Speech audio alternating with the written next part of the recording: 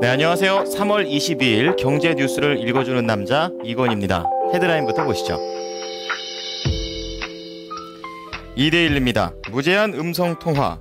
SK텔레콤이 SK텔레콤 가입자 간 무제한 음성통화 서비스를 허용합니다. 2,600만 명에 달하는 대부분의 가입자가 혜택을 받을 것으로 보입니다. 서울경제입니다. 카드 결제 불황. 장기화된 경기 침체로 카드 사용이 둔화되고 있습니다. 여신금융협회가 통계를 내기 시작한 2005년 이래 최저치입니다. 머니투데이입니다. 세금을 내기 위해 일한다.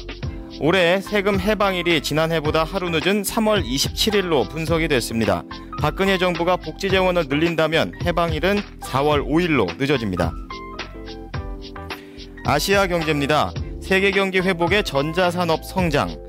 정부가 향후 글로벌 전자산업 시장이 세계 경제의 완만한 회복에 힘입어 2018년까지 성장할 것으로 전망했습니다. 네, 서울경제부터 보도록 하겠습니다. 경기가 장기화 침체가 되면서 카드 사용이 둔화되고 있는 것으로 분석이 됐습니다. 21일 여신금융협회에 따르면 지난 2월 카드 승인 실적은 40조 5천억 원으로 지난해 같은 달에 비해 3.4% 증가에 그쳤는데요. 이는 협회가 해당 통계를 내기 시작한 2005년 이래 최저 증가율입니다.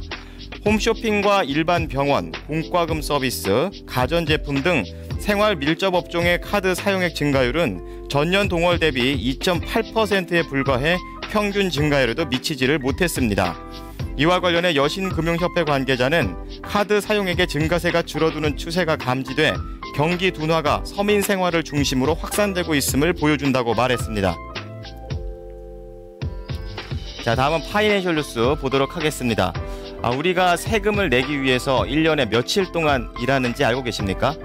우선 1년에는 85일 일을 하고요. 하루에 2시간 7분씩 일을 한다고 합니다. 참 재미있는 통계죠? 자세한 소식 좀 들어가 보도록 하겠습니다. 자유경제원 분석에 따르면요, 1월 1일부터 시작을 해서 평균 3월까지 일을 하면 그 돈이 전부 세금으로 나간다고 합니다. 그리고 그 이후부터는 세금으로부터 해방을 한다고 하네요. 그래프에는 이제 역대 정권들의 세금 해방일이 표시가 되어 있는데 노무현 정부 때가 3월 30일로 가장 길었던 것으로 확인해 볼 수가 있습니다. 그리고 박근혜 정부에 들어서는 첫 해를 기준으로 봤을 때 전 정권이었던 이명박 정권보다 하루 더 일을 해야 한다는 것으로 표시가 되어 있습니다.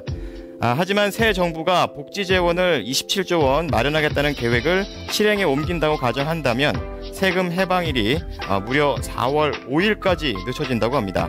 이것은 세금을 내기 위해 일하는 시간이 가장 길었던 노무현 정부 때보다도 9일이나 더 일을 해야 합니다. 즉 국민의 부담이 더 는다는 얘기겠죠. 네, 방금 접근은 파이낸셜 뉴스가 아니라 머니투데이였다는 거 정정하도록 하겠습니다. 자, 마지막으로 아시아 경제 보도록 하겠습니다. 정부가 향후 글로벌 전자산업 시장이 2018년까지 4.2% 성장할 것으로 전망을 했습니다. 이에 따라 한국의 전자산업도 연평균 4.15% 성장을 예상을 했는데요. 수출 부분 또한 전자산업 업황 개선과 스마트폰, 시스템 반도체 등의 수출 증가로 2018년까지 연평균 4.27% 성장할 것으로 내다봤습니다. 그러나 모든 부분이 좋은 것은 아닙니다. 6기 발광 다이오드 OLED라고 하죠. 그리고 초고선명 텔레비전 출시 등 하드웨어의 차별화 요인에도 불구하고 선진국 TV 시장 포화라든지 LCD TV 수요 부진 등 부정적인 요인으로 TV 시장은 성장세가 정체될 것으로 내다봤습니다.